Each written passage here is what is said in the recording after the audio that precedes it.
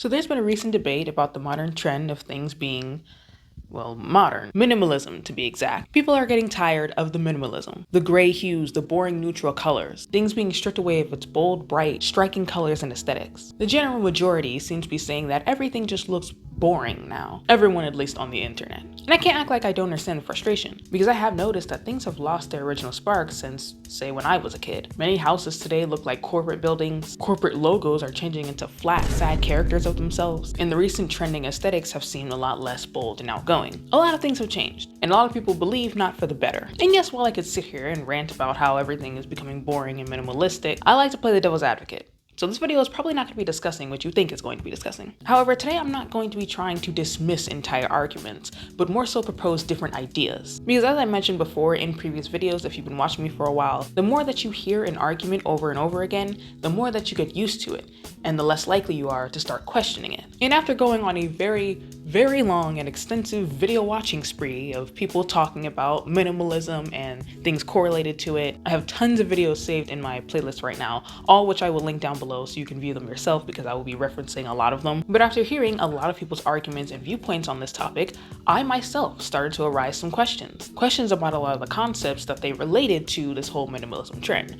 One of the biggest concepts being politics. Politics has come up in basically almost every video that I had watched when referencing this topic, which is understandable because politics is a part of everything, right? While it may not be the main meat and potatoes when it comes to videos on my channel, like I'm not a very politics focused channel, it is almost impossible for me to talk about certain social internet trends or something like that without talking about politics in between. Economic movements, social movements, and big changes in society are moved by ordinary people, just like you and me. But my question is, how much are these movements linked as causes to this whole minimalism movement? This thought originally came to mind because of a video that popped up on my page from NK World, and she was talking about the death of the baddie aesthetic and the transition into the more clean girl aesthetic look. And there are many people who have also been noticing this shift. And when discussing this shift, a lot of people tend to say that the transition to these aesthetics and lifestyles, they're adjacent to the tradwife aesthetic and the rise in conservatism. Now, here's the thing, right? I understand that considering the current political environment, that is the conclusion that we would like to jump to. And I'm not saying that it doesn't at all contribute to the change that we're seeing. However, the researcher in me, I suppose, just wants to be careful on how quick we are to assume that something causes something else,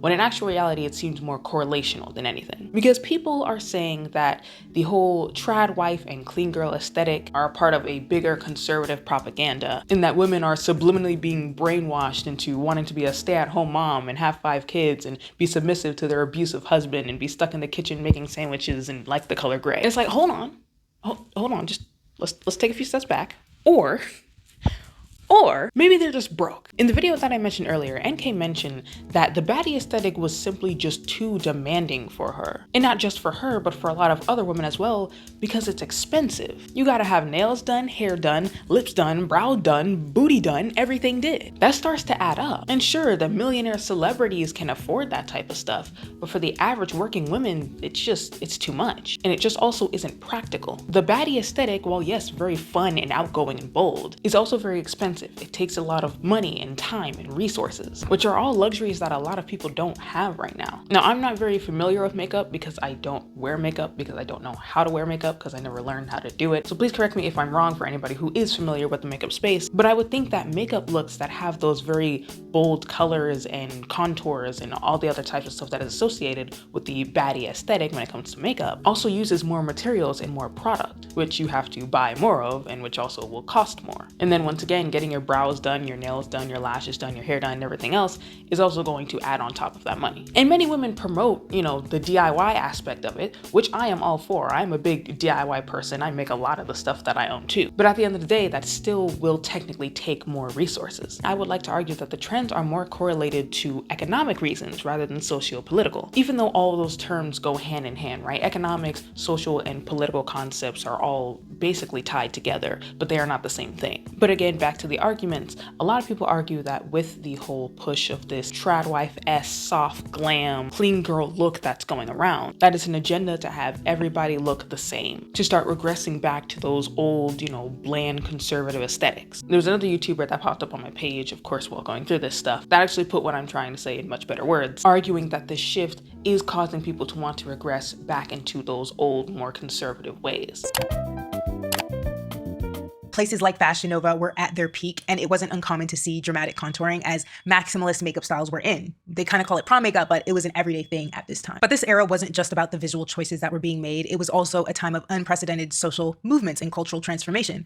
The Me Too movement was super empowering for women to speak more openly about sexual harassment and assault. The modern wave of LGBTQ+ rights gained a lot of momentum, and there was more visibility and acceptance of the diverse gender identities and sexual orientations in mainstream media. So the digital content during this time was also reflecting these movements. A lot of influencers would openly discuss the topics that were previously considered more taboo. Fast forward to today, and things couldn't be more different. In place of what was more progressive and expressive, we now see content that celebrates conformity and traditional values. It's often packaged as wellness, soft life content, self-care, and like clean living. The dominant aesthetic has become very beige, or old money as they're calling it now. It's neutral color palettes, minimal makeup targeted as clean girl looks, the slick back pony, Pilates and low impact workouts, green juices, farmers market hauls, and it's ultimately just a conventional lifestyle, very much the American dream. This shift from being bolder to being more subdued isn't just a swing of the style pendulum. It mirrors a broader cultural retreat that's happening throughout American society. We're turning away from progressive thought and seeing the reemergence of traditional values around gender, sexuality, family structure, and especially individual expression. And just for the record, once again, I'm not trying to completely dismiss these arguments or any of the points that she made or call her out or whatever. I talked about on my channel that I don't like using very specific people and examples in my videos because I don't want people getting the wrong idea that I am A, trying to belittle them or trying to make fun of them, or B, people who may not already like them will use it and capitalize that as argumentative fuel and then be hateful towards them. I'm not condoning either of those things, and if you do, you will be shadow banned. But I am once again simply trying to propose a different way of thinking. It's somewhat of a counter, I guess, to this concept and this idea that a lot of people have. She explains that during the rise of the baddie era, there was also a lot of moves for women's rights, LGBTQ rights, and other types of rights associated with minorities. However, now that more simpler aesthetics are in a way glorifying more conservative ideals in more traditional, ways of life and stuff like that, it's going to cause a trend of everyone wanting to look the same exact way. So I think this is a very interesting and a strong point. I definitely do think that social movements influenced that baddie culture that was getting very popular, and vice versa. It could have been the baddie culture that influenced the movements. Again, if we're speaking on a correlational level, it could have went either way. But again, I want us to be careful about how we position our biases to frame certain situations as inherently good or bad. What I mean by that is the way that she was talking about the current tradwife aesthetics. She mentions it a lot more like a boring trend. She actually refers to it as almost like the death of individualism. They want everyone to have that same,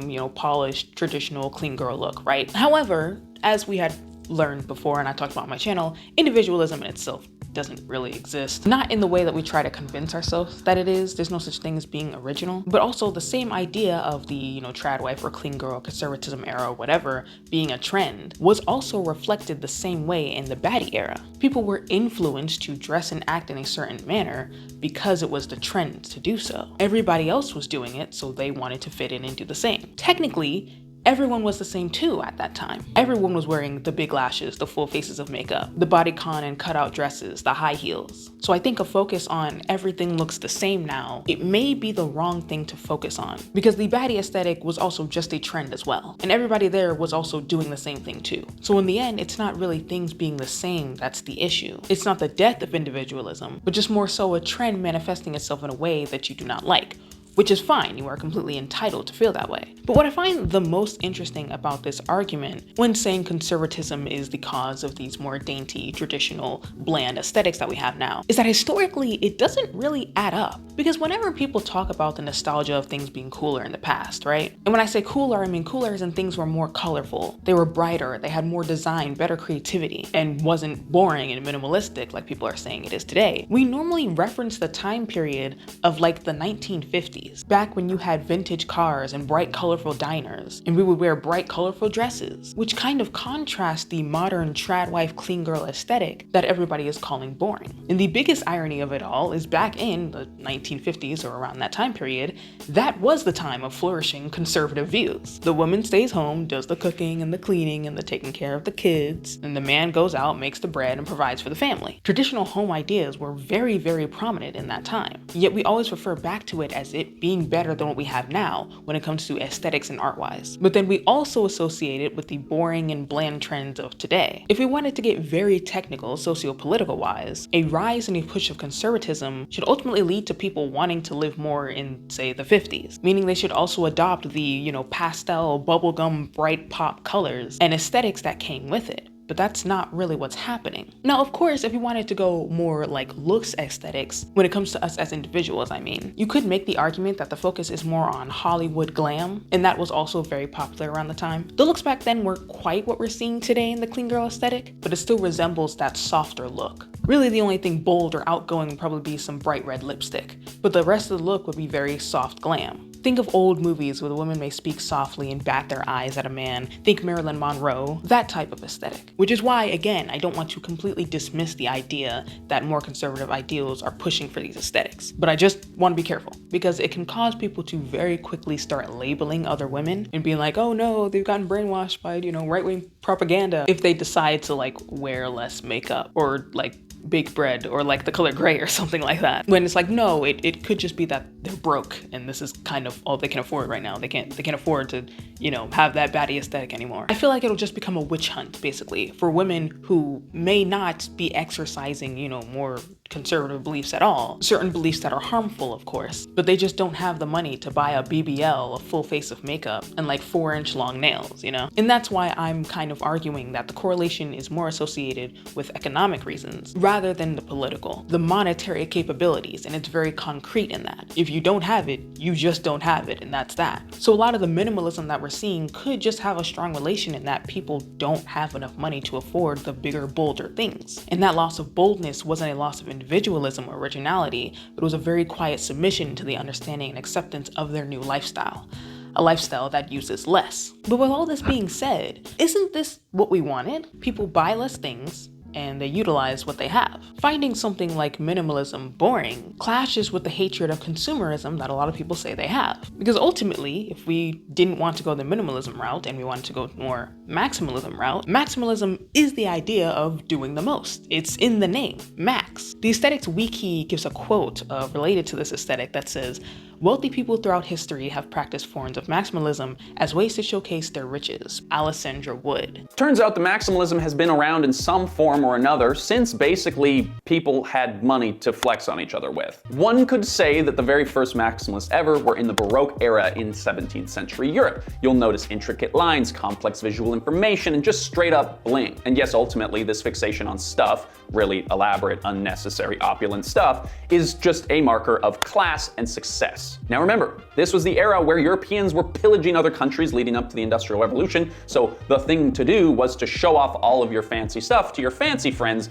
that you got from the latest successful mission to whatever distant exotic lands you went to. But the philosophy behind it was, the more that you have, the more that you are. The whole idea of maximalism is to show off the great amount of stuff that you have, but you have to buy things in order to do that. Ultimately, you're going to need more resources to give the max of whatever aesthetic that you're trying to portray, because if you don't have it, then you have to get more stuff so that you can execute it. But this low-key goes against the idea of overconsumption and getting a bunch of things that you don't need, because maximalism directly promotes that. Sure, you don't need like a million pieces of jewelry, or sure, you don't need like a million different pillows in different colors, but it's maximalism, so you do the most. Things are just cheaper if you get less of it. And also, interestingly, things are also cheaper if you just get them in neutral colors. I don't know if any of you have noticed this, but when trying to get any product in color versus just a neutral color like black, white, or gray, the neutral color one is always going to be less expensive, and sometimes by a lot. A while back, I was trying to buy a laptop case for my laptop because I realized I had bent the bottom of it, and I was like, I don't need to break this right now because I can't afford to buy a new one. So I was looking for a case, and I, of course, wanted it to be pretty, right? So I'm looking around for cases, and the clear case, which is the one I bought,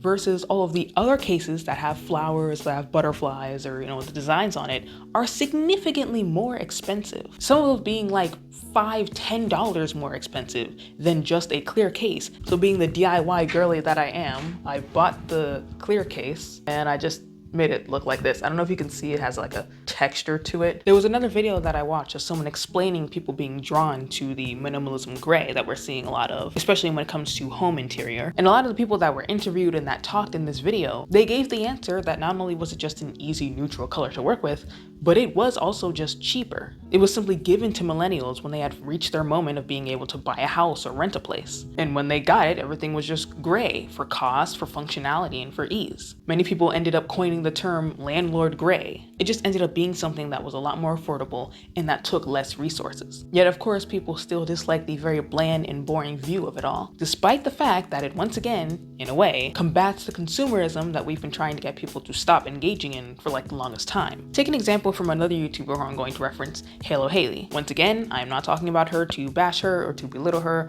or to make fun of her. I'm simply using it as a perfect example for the concepts that I'm talking about. This is not your opportunity to go in the comments and make fun of her or the way that she talks, because some of y'all have done that before and I don't tolerate that here. If you don't like the way she talks, or don't like that she's too loud, whatever, don't watch her videos, but don't come down here feeling comfortable and trying to come after her. But a video from her had popped up on my page recently. She posted it not too long ago, and it was about Halloween outfits being very boring this year, or at least on TikTok. People were giving recommendations of some, easy Halloween outfits for this Halloween, and a lot of them were pretty boring. I was always the type of person of the thought process who always wanted to do the most, especially when it comes to creative projects. So seeing people do things like wearing all black and then putting on cat ears and drawing whiskers on your face and being like, I'm a cat for Halloween. Not gonna lie, that did irritate me in the past. And I don't even celebrate Halloween. But now that I'm older and you think about it a little bit more, it does make sense to do it that way. Halloween only comes around once a year anyway, and buying a new costume every single year seems a little bit excessive. Not to mention the costumes probably aren't very cheap. If you want them to look good, that is. If you don't care that it looks a little bootleg, then fine, you can definitely find some cheaper ones on Amazon or whatever. But nobody wants to look like off-brand Batman or something, or Spooderman or something, okay? We want the outfit to look good. So being minimal about what you wear by using what you already have, even if it is just black clothes, would technically help this consumerism issue of getting a new costume every single year just to never wear it again. So as boring as it may be, as she was expressing in the video, it once again does combat this overconsumption that we are trying to lessen, in which overconsumption is actually a very popular topic that she talks about on her channel. So it's just a bit contradictory to have these frustrations when people aren't buying more or doing more to have something like, say, cooler costumes. It's a very difficult phenomenon. And I think it also explains a lot on how the wiring in our brain works, in that we just like to buy things. As much as we may criticize people for buying ungodly amounts of things, we also praise maximalism for doing the most, for being more interesting. Even in scenarios where people have large, obnoxious collections, something like anime figurines or playing cards or something like that, that's admirable, we let that slide. But an entire wall filled with your collection of Stanley Cups is deemed obnoxious.